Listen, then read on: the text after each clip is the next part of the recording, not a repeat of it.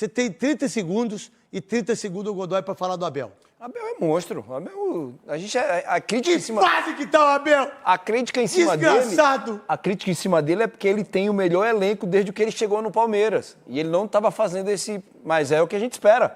Não tem que ser outro segredo. Não tem o que esperar diferente do Abel. Ele fez o Giai jogar de lateral direito, ele fez o Emiliano, ele tá fazendo o Felipe Anderson jogar. Ele tá fazendo... Só que ele mudou, né? O Facundo jogar. Marco tá fazendo... Então, mas ele enxergou. É isso, ele mudou. Enxergou. Ele tirou o Estevão do lado e botou o Estevão pro meio. 30 segundos. Pode ser 31 só. Mas para ele alcançar êxito e realizações, individualmente o jogador precisa fazer. Então, precisa acertar o gol, precisa acertar o posicionamento. Verdade. Então, precisa melhorar o desempenho individual. Conseguindo melhorar o desempenho individual, fisicamente, taticamente e mentalmente, né? Que hoje precisa muito da mente também, consegue ter o sucesso coletivo. Tem uma coisa, hein? Se fosse qualquer outro time, o Vitor Roque ia estar tomando pau todo o programa. Como o Palmeiras ganha muito, a gente esquece muito do Vitor Roque. Mas, para mim, quem tem que ser titular não é Vitor Roque. É ele aqui, ó. Flaco? O Flaco Lopes, cara. Esse cara é bom de bola, Veloso. Ele fez 22 gols no ano passado, meu irmão. River que é ele, no meio do ano agora. Ele é bom de bola. Ele é um baita centroavante. O líder do campeonato, passou o Flamengo na tabela, o Fluminense, organizou bem a vida nesse final de semana. Aliás, são 6 vitórias seguidas.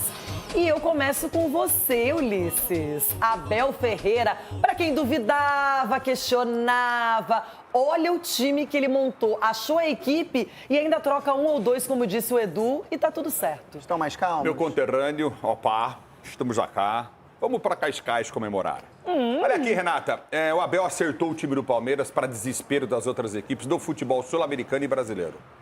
Ele conseguiu 2 vitórias incríveis fora de casa, com arrancadas, com qualidade, sendo que não está usando ainda a total força. Ele pode utilizar jogadores que a gente sabe que poderão e serão titulares, caso do Paulinho. Que vai ser titular desse time, o Paulinho. Vai ser. Esquece, tem muita qualidade.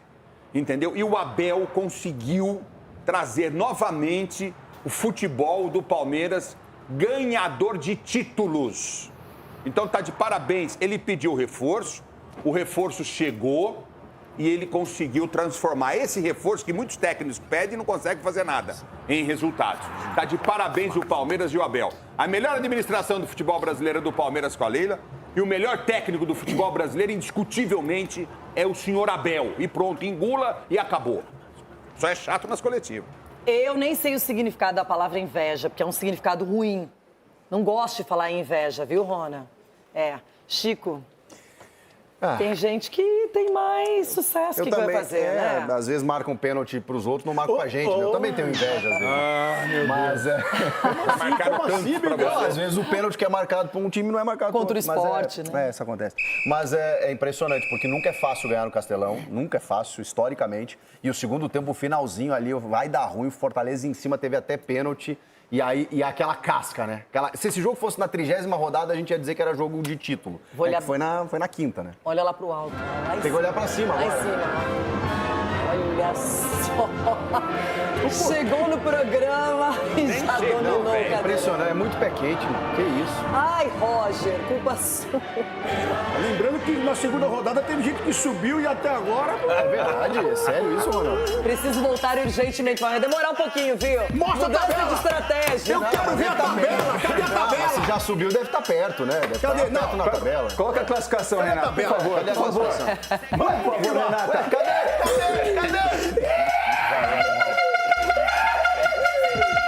De tudo sei. Cadê? Na segunda parte! Eu não posso falar muito de tabela também. Aqui, ó. Aqui, ó. Tava aqui. Mas olha onde já está o São Paulo. Aqui. Já foi pra primeira parte da tabela. Já tá melhorando. Vocês não vão agradecer o Sussu? Agradecer quem? O Zuzu. Não. Eu quero que vocês preparem uma cadeirinha de bebê pra mim e pro Marco pra subir ali. Vai demorar pra gente subir ali. O que é mais fácil acontecer? O São Paulo virar líder ou os dois subirem no cadeirão? Quero ver esses caras no cadeirão. Bom, teve pênalti para o Fortaleza. E esse pênalti poderia ter definido um empate lá no Ceará. Que não pode falar Ceará, você disse que não. Não, porque lá... Lá no Castelão, no Castelão. No Castelão, é. E aí, foi pênalti ou não? Alguém reclama desse pênalti? Alguém contesta essa penalidade? Edu, pode começar, puxa o barco. Ô, Renato, vou manter a minha coerência, né? Que isso, hein? Tá demais, olha lá, tá no alto. Ali para pra cair. Ó o Cicinho, ó o Cicinho. Pena. Igual o Cicinho. Cicinho fazendo escola. Cicinho, pênalti ou não? Aí, pênalti, claro. Ué?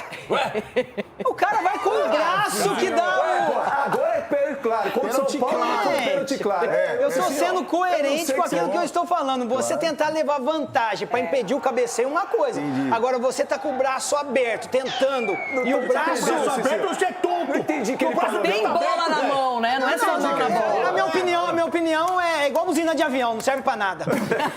Marco Aurélio Cunha, o Marco, ele analisa, ele é calmo, reservado.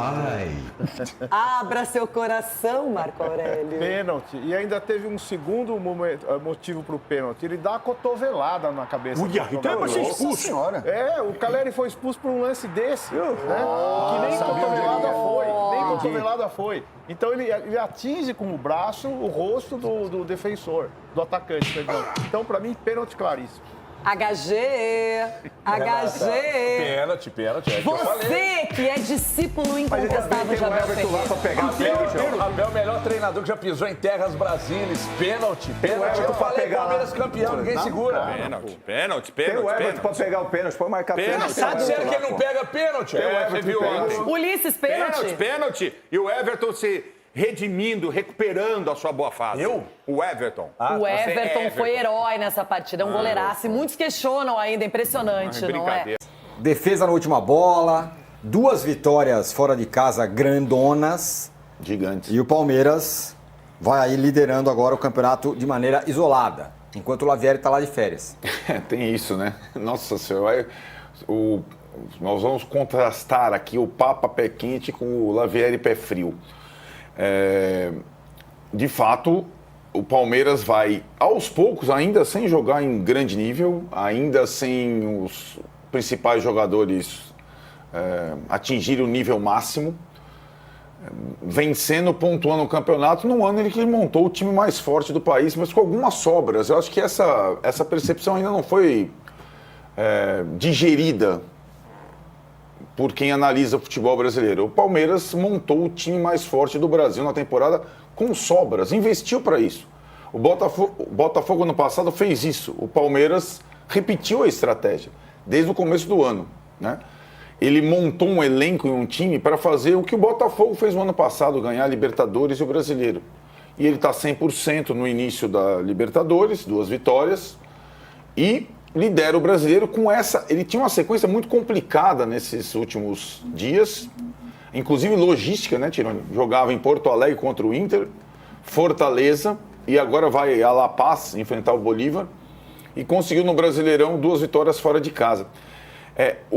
Acho que o palmeirense, ele teme um pouco essa análise, porque tem aí o Super Mundial e, na verdade, o Palmeiras investiu para fazer bonito no Super Mundial. Se não der para ganhar o Mundial, já com tantos europeus, que o Palmeiras possa brigar pela dupla coroa, coisa que o Flamengo conseguiu com o Jorge Jesus e o Botafogo conseguiu ano passado repetir com o Arthur Jorge. É a mesma estratégia, né? O Palmeiras fez investimentos de clubes europeus para uma temporada de futebol brasileiro, contratou o jogador mais caro da história do futebol nacional, o Vitor Roque, o terceiro, o Paulinho, fez outros grandes investimentos, tem muito jogador novo já jogando, e algumas antigas figuras brilham também, agora estão jogando num nível melhor do que no início da temporada, caso do Gustavo Gomes e o Everton, goleiro, que defendeu um pênalti no finalzinho, quando o Fortaleza foi pro abafa, né? É interessante também as análises dos jogos do Palmeiras, porque o resultado muitas vezes se impõe, diferentemente de análise de outros clubes, inclusive por especialistas. O Palmeiras também caiu no segundo tempo depois de abrir 2-0. O jogo também estava na mão e de repente não esteve mais. E o Fortaleza teve a chance de empatar, né? Mas a análise do Palmeiras, do Abel, além do desempenho e tal, é muito em cima do resultado. Ele que vai indo para sua sexta temporada, fizeram ali, ele e Vojvoda, o duelo dos técnicos mais longevos do futebol brasileiro. E o Palmeiras, que raramente vence em Fortaleza, quebrou uma série do time local como mandante que era muito longa. Então foi um resultado gigante. Quebrou, na verdade, duas espécies de tabus nessa semana. Ele sempre tem dificuldade em Porto Alegre, no Beira-Rio, Palmeiras, e também em Fortaleza, e ganhou essas duas partidas como visitante. Ô, Juca, pensar que há um tempinho, há 3 semanas atrás, era fim de ciclo, o Abel já deu, não serve mais, o Everton não pega mais nada. Você vê como as coisas mudam, né? Pois é, né, Âncora? Mas aí é a pressa, a ansiedade, né? O mau humor desse novo tipo de torcedor que não dá crédito nenhum para o que já acaba de ser conquistado, já passa a cobrar que se não ganhar não vale nada. Estava na cara que o Palmeiras estava se reajustando, se reformulando, e está aí, né, de novo, candidatíssimo ao título, mas para mim já era. Em meio à reforma. Não me surpreende nem um pouco. E lembre-se, Paulinho ainda não está jogando neste time. Imagine quando estiver. E o Palmeiras, que andou dependendo tanto do Estevão, já não está dependendo tanto do Estevão. Palmeiras e Flamengo são favoritos em tudo que disputarem nesse continente. Pois é, Mauro. Lembrando, né, Tironi, que além da vitória em Fortaleza, da vitória em Porto Alegre, o jogo anterior tenha sido o derby. As 3 últimas vitórias do Palmeiras no Brasileiro são pesadas, são 9 pontos pesados, né? Exato, isso que eu ia falar, né, Mauro? São três vitórias seguidas grandonas, né? Mas tem que falar do jogo também, né? O Arnaldo falou, passando, acho que ele tem que se aprofundar. O segundo tempo, o Palmeiras tem coisas boas e ruins para tirar desse jogo. As boas são óbvias, já foram faladas aqui. O time venceu jogos seguidos, lidera o campeonato, mas hoje o Fortaleza é um time em crise. Se você quer ganhar do Fortaleza, vá agora a Fortaleza. É a hora de ganhar. Você vê que nem o anel de cima do estádio Castelão foi aberto, porque só para a torcida visitante, porque não havia nem interesse do torcedor num jogo contra o Palmeiras, que é um negócio meio bizarro. Geralmente os públicos são bons nos jogos do Fortaleza contra essas equipes de maior destaque no futebol nacional. Teve o torcedor dando dura no Davi Luiz no aeroporto, o Vojvoda questionando. O Fortaleza está em crise técnica, o negócio está complicado. É hora de ganhar. Quando o Flávio Lopes faz 2-0, aliás, triste, né, o Davi Luiz naquela jogada, né? Embora tenha salvado a bola em cima da linha, que horror. Ele não conseguiu nem mexer a perna para tentar bloquear o chute do argentino. Assim, uma passividade, uma incapacidade de dar o combate, e estava na jogada. Nem parecia um profissional marcando um atacante profissional. O Flávio fez o gol, eu pensei, agora vai ser parecido com o jogo do Racing. O jogo Fortaleza e Racing. O Fortaleza é um time reativo, não sabe jogar, em geral, não sabe jogar tendo a posse de bola com o adversário quando ele se fecha. O Palmeiras se fechou e simplesmente o Fortaleza fez um gol e não empatou porque perdeu um pênalti no minuto derradeiro. Então, o jogo que era para o Palmeiras ter vencido com mais facilidade. Eu acho que essa é a parte que cabe internamente o Palmeiras tentar entender o que aconteceu. Porque o jogo ontem era para ter vencido mais tranquilamente, não com o goleiro salvando na última bola. Então, esse é o aspecto, é o copo meio vazio de uma rodada de copo cheíssimo pela classificação e pela sequência de vitórias, né? E vale também registrar que o Vitor Roque já tem aí quase 5 jogos completos, se você somar todos os minutos em campo, e não fez gol ainda. E o Flaco, que era o patinho feio, que o técnico parece que não gostava muito e tudo, ele chegou a criticar, né? Fez 22 gols no ano passado, fez o gol da vitória ontem. Quer dizer, o Palmeiras sempre teve um centroavante. Tudo bem, quer ter mais um, está com dinheiro, quer comprar, por problema nenhum. Mas eu acho que esse jogador sempre foi muito subestimado. Não é um atacante espetacular, sensacional, não vai para a seleção da Argentina, pelo menos por enquanto, nada disso. Mas faz gol, né? O cara mete gol, cara. O cara faz 22 gols num ano. Não é uma marca ruim, é uma boa marca, né? Uma boa marca. E ontem ele fez o gol da vitória do Palmeiras, que eu acho que passou um susto desnecessário.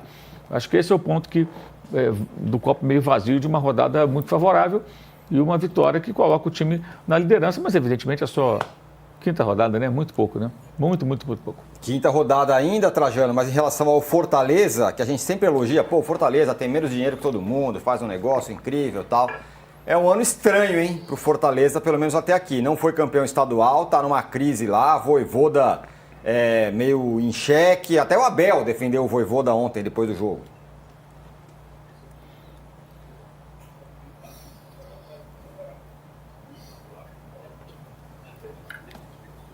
Tá sem áudio. Acho que você tá mutado aí agora, Trajano. Ele diz que não está mutado. Linguagem labial. Nada, hein? Problemas no áudio do Trajano.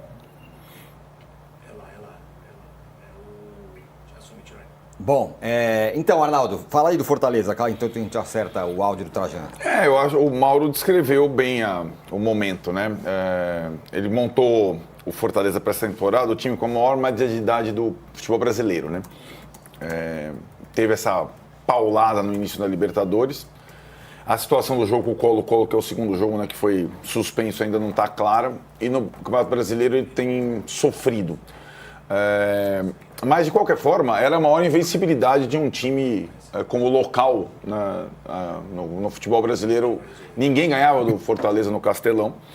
E o Palmeiras foi lá e ganhou. Eu acho que essa situação da análise dos jogos é curiosa. A gente está vivendo muito isso, né?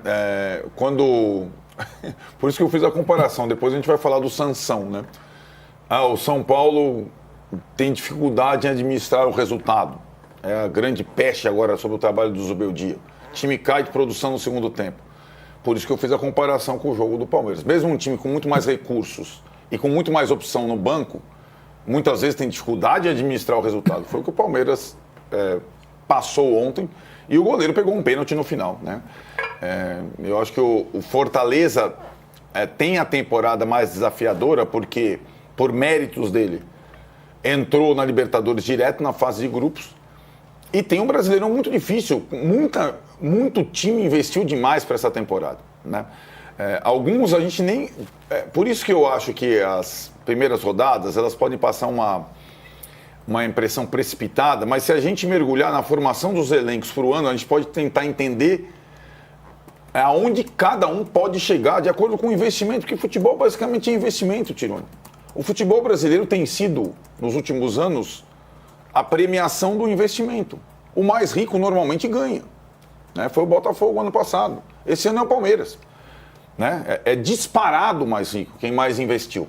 Então, nessa equação, provavelmente, quem vai dominar o futebol brasileiro esse ano é o Palmeiras.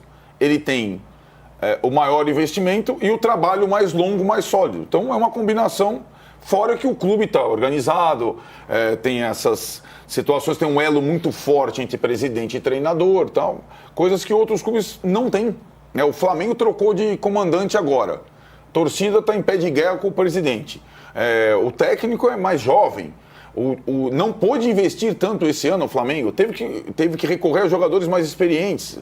O Botafogo abriu mão de seus principais jogadores no meio campo para frente, né? Diminuiu muito o poder de fogo. Só essas análises, acho que elas são... O Internacional, que tem um bom time titular, é um time também com média de idade alta, não tem um bom banco de reservas, teve que abrir mão de jogadores. Isso dá para a gente fazer previamente um raio-x do que cada um fez, investiu, tem de potencial na temporada. É claro que vai acontecer muita coisa no meio do caminho, o jogador vai machucar, o jogador vai ser suspenso, o jogador vai naufragar, o técnico vai ser demitido, mas você que ama a espanholização, o futebol brasileiro, há muito tempo, vive o domínio do mais rico. E esse ano, o mais rico é o Palmeiras. Então, a tendência é que o Palmeiras domine. Olha, vamos fazer o seguinte, vamos pro